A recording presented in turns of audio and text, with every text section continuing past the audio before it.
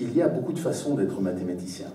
Certes, il y a l'image d'Épinal du chercheur solitaire qui, au terme d'une longue période de concentration, transforme en profondeur des pans entiers de la discipline.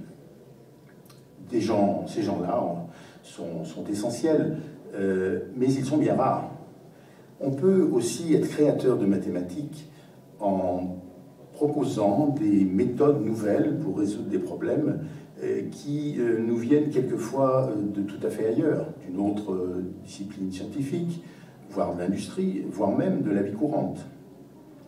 Il y a encore les marieurs, qui sont des gens qui montrent, d'abord dans l'indifférence, puis souvent dans l'hostilité de certains de leurs collègues, comment des branches bien identifiées des mathématiques se mettent en résonance.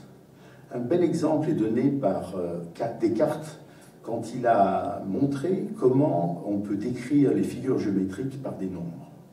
Un acte de violence en son temps, qui est devenu une banalité aujourd'hui où on sait que les enfants eux-mêmes utilisent des coordonnées pour repérer le plan.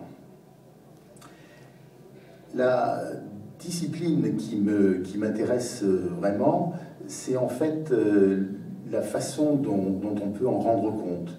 Et il y a pour cela une très belle parole de Henri Poincaré. Pour lui, faire des mathématiques, c'est donner le même nom à des choses différentes. Cela permet de bien comprendre en quoi consistent les mathématiques. Il s'agit de faire apparaître des structures à portée universelle. C'est ce qu'a fait un jeune génie comme Évariste Galois quand il a mis en évidence la notion de groupe qui permet de traiter les propriétés invariantes sous des transformations, les symétries du système.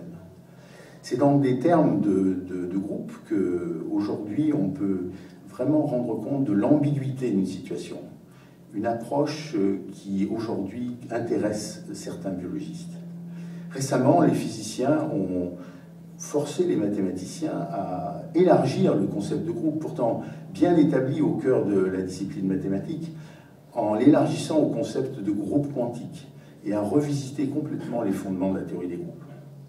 J'ai un faible, pour moi, en ce qui me concerne, pour les montreurs de mathématiques, ces gens qui vous font percevoir comment, en suivant le chemin des mathématiciens, vous pouvez avoir accès à une autre dimension que vous devez vous approprier.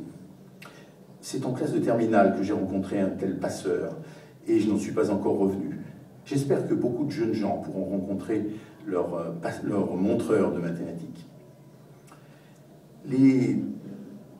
Ce qui est important, en fait, c'est vraiment d'avoir le goût des mathématiques, et pour cela, on peut l'avoir à tous les niveaux. En résolvant sa grille de sudoku dans son journal quotidien, en simplement se frottant aux problèmes proposés toutes les semaines dans Le Monde Magazine, ou bien encore en acceptant l'invitation extraordinaire d'un mathématicien d'aujourd'hui pour une de ses conférences. Pour moi, les mathématiques, c'est vraiment un espace de liberté qu'on doit façonner dans un questionnement et dans une quête toujours renouvelée.